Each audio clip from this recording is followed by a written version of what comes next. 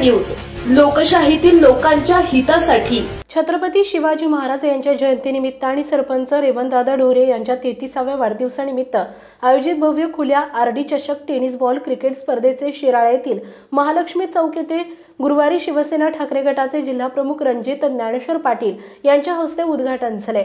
यावेळी शिराळा गावचे सरपंच रेवण ढोरे, नालगावचे संतोष करळे, माजी सरपंच दीपक ध्रुवे, तुकाराम महाराज गायकवाड, बुद्धिवान लटके उपस्थित होते।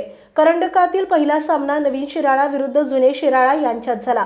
यावेळी दिगंबर दबडे, काका नवले, मेजर नितीन नवले, माऊली नवले, बाळू ढोरे, बालाजी सुरवसे, शंभू पाटील, बप्पा बोरकर, जब्बार नवले, राजाभाऊ गायकवाड, श्रीकांत गिलबिले, अभिजित ढोरे, पप्पू पाटील, योगेश गोसावी, प्रताप ढोरे, जांबुवंत वाघमोडे, लहू बोरकर, सुहास वाघमोडे, दिगंबर सलगर, सुहास वाघमोडे, अमर चौधरी, लक्ष्मण बोमलट, सिद्धू बोमलट, बाळासाहेब गायकवाड, जिलानी मुलानी, हनुमंत गिलबिले, हनुमंत ढोरे, योगेश वाघमोडे, दत्तात्रय ढोरे, हनुमंत गिलबिले, महादेव नवले, योगेश पाटील, बालाजी सुरवसे, पोलीस पाटील, सुभाष चाबुकस्वार, नागनाथ चाबुकस्वार यांच्यासह शिवशंभो क्रिकेट क्लबचे बुद्धिवान ढोरे, नाना बोरकर, प्रमोद बोरकर, बाळासाहेब ढोरे, अंकुश बोरकर, सचिन एडके, रवी सलगर, बिल्डर ढोरे आदींसह विविध पक्ष आणि संघटनेचे प्रमुख आणि क्रिकेट प्रेमी उपस्थित होते।